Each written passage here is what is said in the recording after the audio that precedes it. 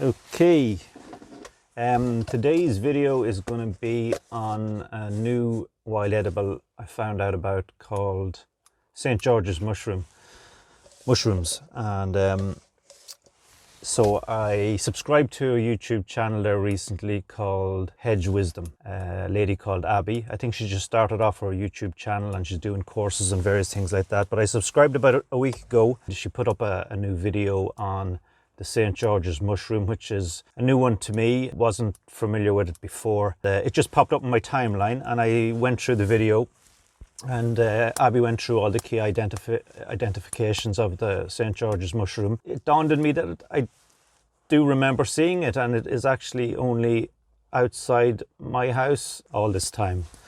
So excited to investigate a bit more. Obviously went on to a few other websites and just to see what they had about it as well. We went on to Marlowe's wildfooduk.com's website, Wildcraft's YouTube channel, and both of them had also the St. George's mushroom up on it, and they went through the various things on them. So it's always good to go through some various different sites to cross-reference it. I also have my little reference book here. I'll pop up the page on it as well shortly, just so these can see it. So I'm going to go after a bit of garlic mustard. There was a nice recipe on Marlowe's website where he was using garlic mustard, wild mushrooms and some crispy nettles at the garlic mustard.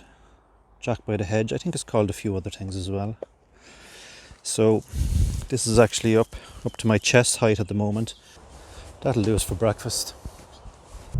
Right, so I know we went foraging there for Jack by the Hedge, garlic mustard, but what we're really interested in is this St. George's mushroom.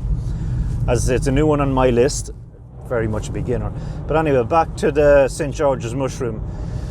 So I went to all these YouTube channels just to cover my research and make sure I'm definitely picking the right mushroom and not picking something dangerous, deadly.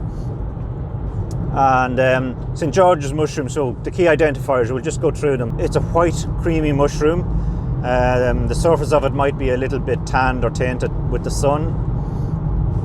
You'll find it in grassy areas. I'm just regurgitating everything that basically I've found on Abby's website and Marlowe's website and UK Wildcraft's YouTube site. So it's like a copy and a paste. So yeah, they'll be on these, they grow on grass, basically grassy areas, grassy verges. You'll not find them growing on trees or wooded areas really. Well, there might be a bit of wood around it, but not in wooded areas, mostly in grassy areas. And I won't even attempt a Latin name for them. But you might spot them from a distance as well, because these mushrooms have I think it's known as a symbiotic relationship with the soil, or maybe with the grass, or maybe with both. So wherever you see these mushrooms, you might see a ring of lush grass, because the mushroom itself is feeding that area, and in return, I believe the mushroom maybe feeds off the sugars of the grass or something like that. So they work together basically. So you might even spot a green ring in the distance, and you might be in luck. It might be an area where the St. George's mushroom is growing. Look at the mushroom. It has a wavy edge to it. It might be a bit deformed around the edges. It might be a bit pitty on the top because of the slugs like to nibble at the surface of them. Turn the mushroom over and look underneath it. There'll be fairly tightly packed gills. There'll be no skirt on the stem. There'll be no webbing underneath it. So that's a good key identifier. And when you actually cut it in half, it will not change colour. I believe one of the more deadlier mushrooms that maybe possibly looks a little bit like it, when you do cut it in half, it actually taints. It turns kind of a red colour or a yellow colour, and you know that you definitely do not have the St. George's mushroom then. The St. George's mushroom does not change colour. The next key identifier would be the smell. Everybody on these websites are saying that it has a mealy smell. When I heard that first, I said, what is a mealy smell? Well, I suppose the compared it to maybe flour or grain or something like that. I mean, to me it has a strong earthy smell anyway, but mealy, go with that. I can't say that worked for me, but I'm going to have it for breakfast tomorrow with my Jack by the Hedge and a bit of crispy nettle. And as I said earlier, this is I've only just found this mushroom recently via Abby's website. However, I have taken a very small piece of the mushroom and cooked it. Actually, that's one of the other things, you have to cook this mushroom. Don't eat it raw.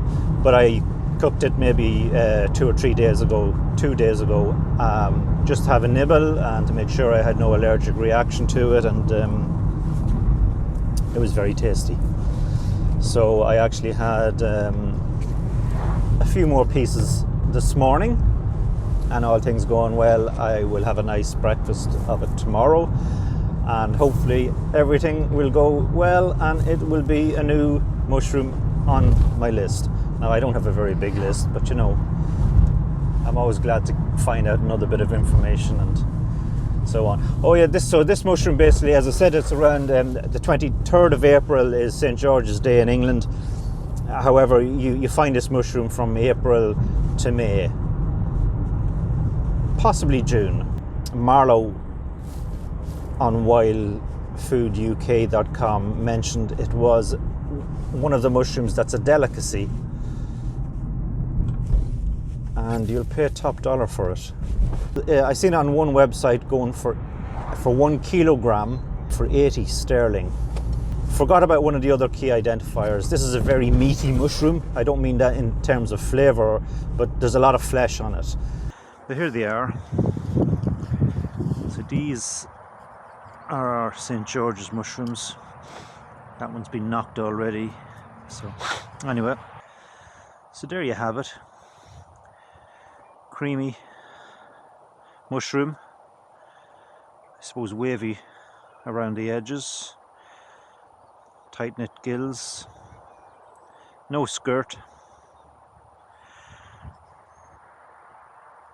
Cut it in half. Does it discolor?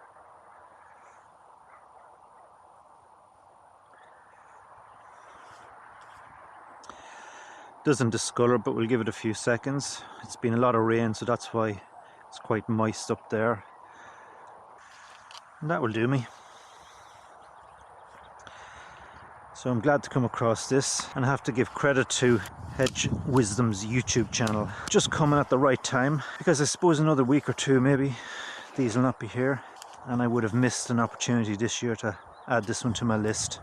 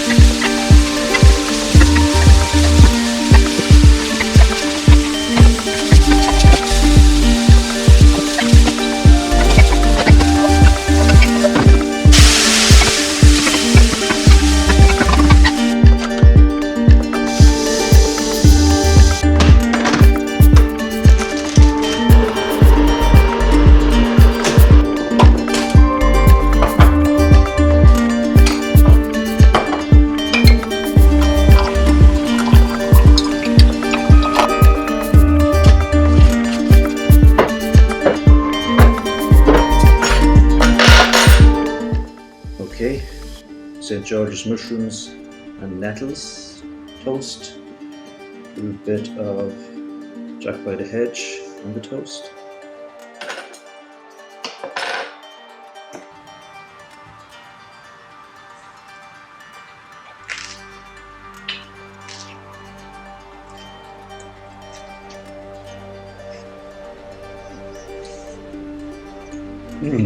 That is good.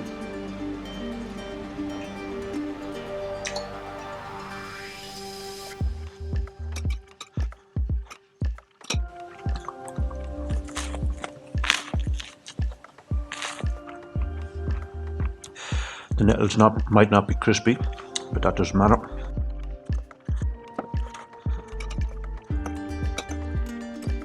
So there we have it, folks. St. George's mushroom. It's the first dish I've had with St. George's mushroom this year.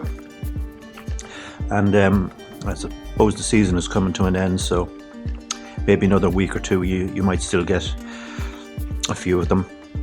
But yeah, that's a success. I really like that. Here are some dried as well, so we have them for another dish another time.